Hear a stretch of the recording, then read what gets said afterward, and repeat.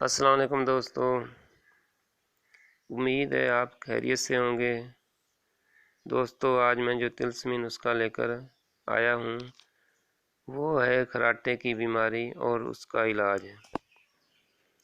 لیکن آگے بڑھنے سے پہلے ہماری ایک چھوٹی سی ریکویسٹ، پلیز دوستو، صرف اور صرف آپ سے ایک ہی درخواست ہے کہ آپ ہمارے اس چینل طلسمی ٹوٹکے کو سبسکرائب کر لیں تاکہ ہم جیسے نئے لوگوں کی حوصلہ افزائی ہوتی رہے۔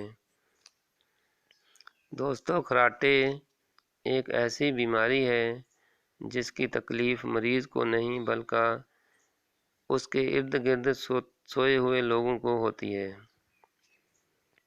اور خراٹے لینے والا شخص دنیا اور جہاں سے بے نیاز ہو کر آگوش خرگوش سویا ہوا ہوتا ہے۔ یہ کتنی دکھ کی بات ہے کہ کوئی ایک شخص خود تو سویا ہوا ہے لیکن ساتھ میں 10-15 لوگوں کی نیند خراب کر رہا ہے۔ دوستو، اس بیماری کا ایک بہت ہی آسان علاج موجود ہے۔ جو شخص آپ کے قریب خراٹے لے رہا ہے تو اسے جگاؤ مت، بلکہ اس سوئے ہوئے شخص کے بالکل ناک کے سامنے بام لگا دیں۔ دیکھنا جناب خود بھی کتنی سکون کی نیند سوتا ہے اور دوسروں کے لیے جو درد سر بنا ہوا تھا اس سے بھی جان چھوٹ جائے گی۔